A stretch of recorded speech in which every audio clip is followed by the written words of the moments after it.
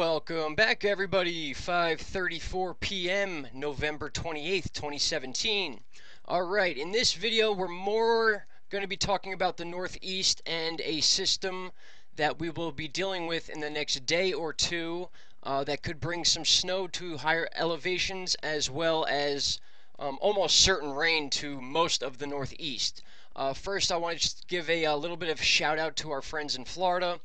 You can see here we are still getting some stuff developing down in the South Caribbean. Nothing to be very concerned about. I pulled up our current warm water chart. You can see it is dwindling, guys. We are getting less and less of these reds as far as water temperature goes. The Gulf is cool. The east coast of the U.S. is nice and cool, but still capable of producing weather that would be significant enough to follow and to be concerned with Florida. And obviously we talk about Jamaica here, we talk about the Bahamas, but I like to use this in comparison with our wide radar chart so you can see the momentum of where this stuff is moving. So some of these systems are still forming down here.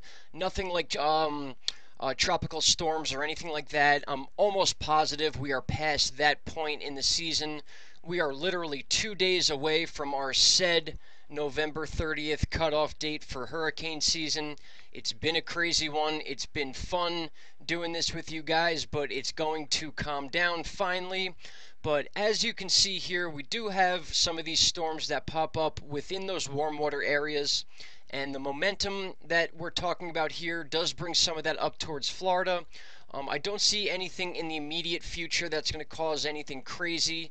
You can see some popping up here to the west of Cuba and then moving over South Florida and the Keys. You guys may get some rain from this. We will put this onto another video. I also pulled up a different type of radar chart, which is showing just spotty weather moving around all over the place. Again, nothing significant that should be an issue. Some of these storms may cause like maybe some rough surf here and there where you see these spots, but they come and go very quickly. So as far as Florida goes, things are looking pretty good. The Caribbean is not super active, so we don't have much to worry about in that aspect. But with that said, I do want to move up into the Northeast and talk about this system we may be dealing with in the next 48 hours, possibly starting off a little bit sooner. Again, nothing super crazy, but it may be one of those deals where we're dealing with, again, the snow in the higher elevations and then definitely a rainmaker. So let's move on to that. And also real quick on our mimic chart here, you can get another decent view of the momentum of our currents that are moving around. So again, you can see we still have those reds and the oranges down in that South Caribbean where I showed you the where the warm water is still existing. So once again, you can see most of the momentum. Some of it is moving east to west. And then we have this little pocket here that's moving east to west as well. But some of that may get pushed up into areas like we just said, causing some rain and whatnot in spotty areas of Florida. So that was just the last thing I wanted to bring up as far as Florida goes, at least for this video. Now, on to tropical tidbits. I have two separate screens pulled up so we don't have to switch back and forth. This is the CMC model.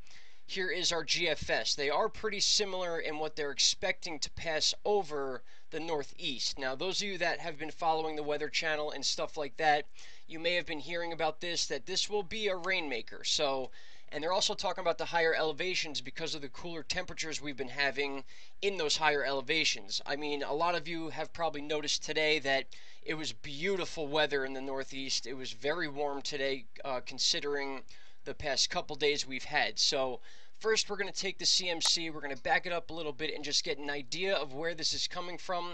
It seems to be a strip here of a front that's going to be moving across the Great Lakes and then into the Northeast. Now, depending on the temperatures, that's where we get that lake effect snow type deal. So we'll move forward here into current time. Today's the 28th. This would be right now. So there are parts of northern New York and then up north into up north into Canada that may be dealing with some of this as we speak. And as we move forward into the 29th, you can see some of those reds dip down a little bit farther into areas of Maine and Vermont and stuff like that in northern New York. So we'll move forward a little more, and then you can see more of that coverage. Now, this is when we're going to be getting the rain. And then the higher elevations, you will more than likely get that little bit of snow. I mean, it is that time of the season. We're going to start dealing with that more and more. And the higher elevations will then become comparable to lower elevations as we move farther into winter.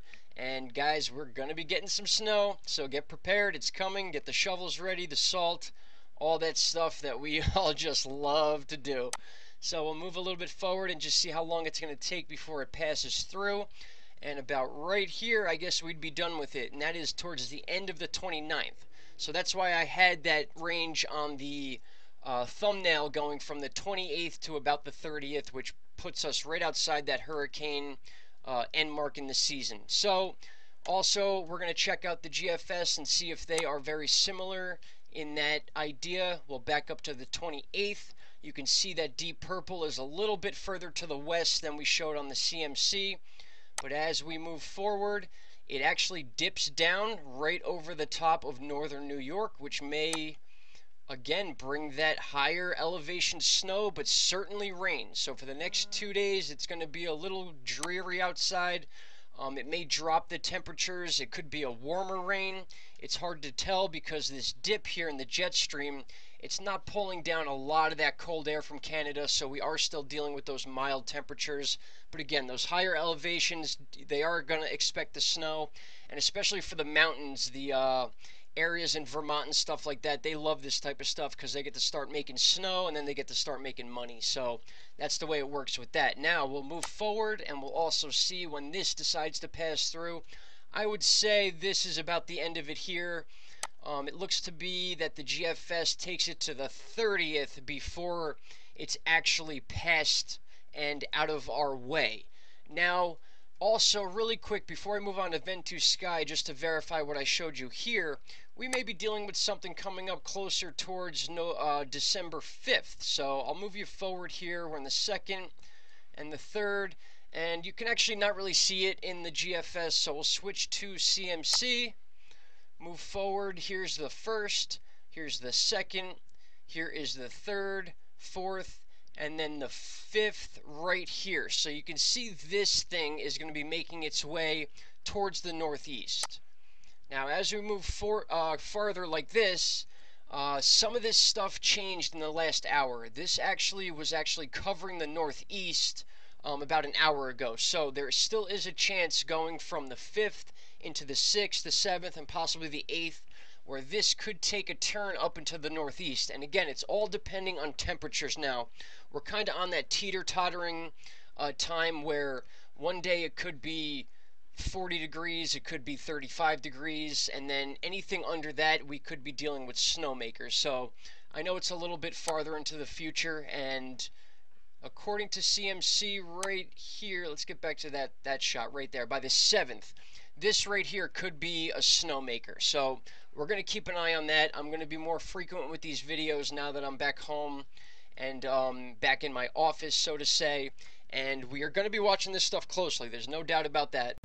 Now, here on Ventus Sky, which always seems to be a little bit different, even though we have the GFS pulled up, the GFS on Ventus Sky tends to be a tad different than the GFS version on Tropical Tidbits. So if I move us back to the system that we're talking about, you can see that little slight difference. On the 28th, the GFS on Ventus Sky has most of that severe weather right around Toronto and Montreal, more into the Canada area, but still over North New York.